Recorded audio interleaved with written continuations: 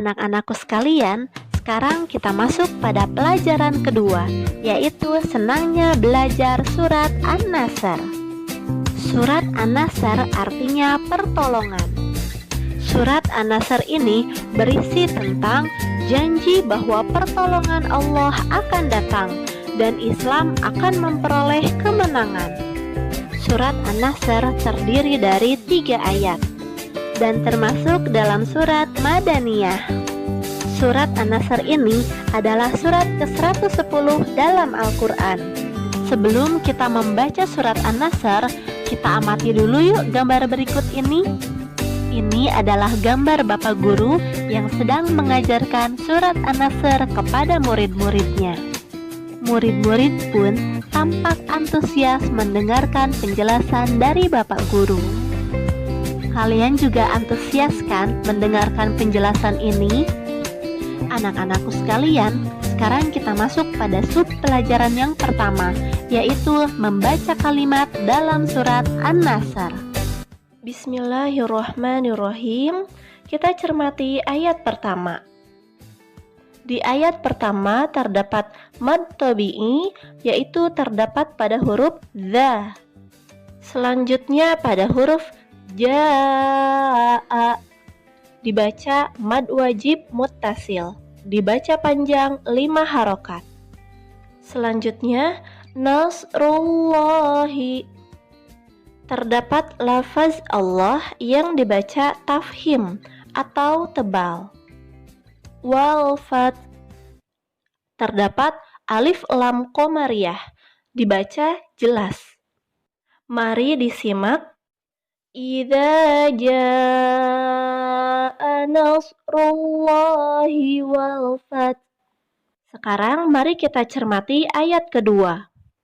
Wa ra'aitan nasa, terdapat ya mati setelah fathah, artinya dibaca haraf lin.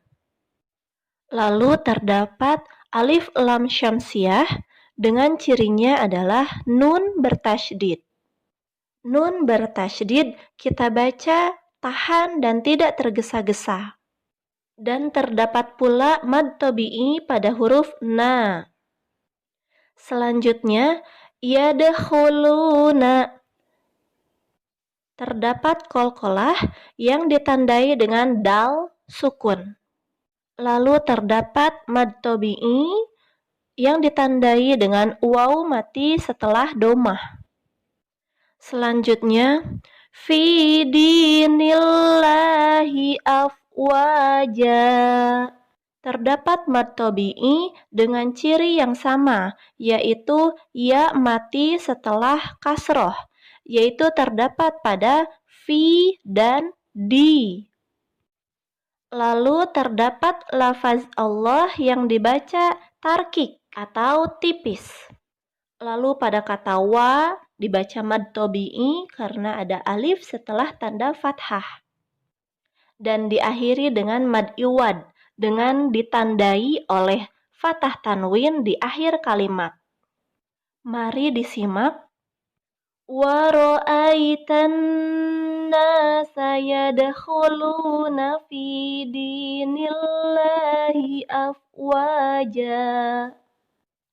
Selanjutnya mari kita cermati ayat ketiga. Di ayat ketiga terdapat huruf ba yang bertasydid. Artinya dibaca rangkap, ditekan dan tidak ditahan. Yaitu terdapat pada fasabbih dan rabbika. Selanjutnya terdapat gunnah yang ditandai dengan nun bertasydid. Cara membacanya ditahan dan tidak tergesa-gesa.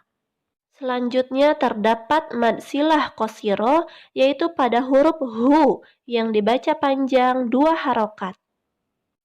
Selanjutnya mad tabi'i pada huruf ka yang ditandai dengan alif mati setelah fathah. Begitu pula dengan wa dibaca mad tabi'i, dibaca panjang 2 harokat.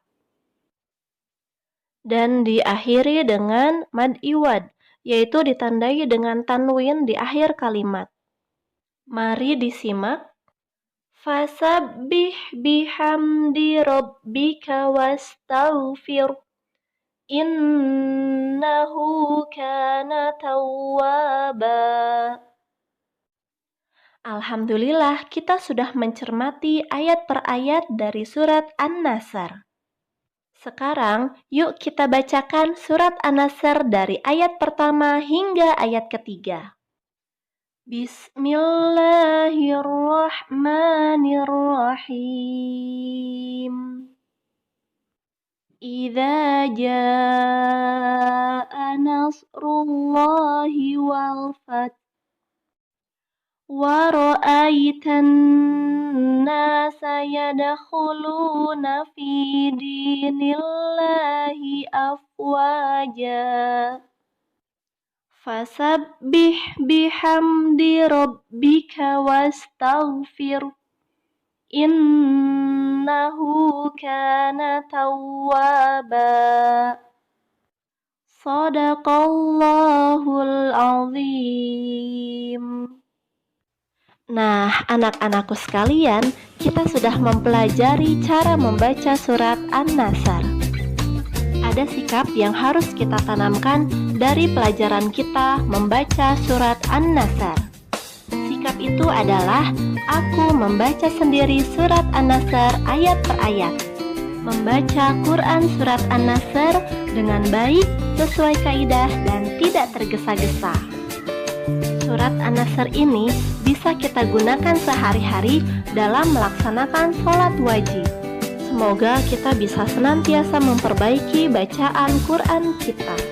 Sekarang mari kita tutup bersama-sama pembelajaran kita hari ini dengan membaca doa Subhanakallahumma wa bihamdika asyhadu alla ilaha illa anta astaghfiruka wa atubu ilaik. Wassalamualaikum warahmatullahi wabarakatuh. Terima kasih anak-anak.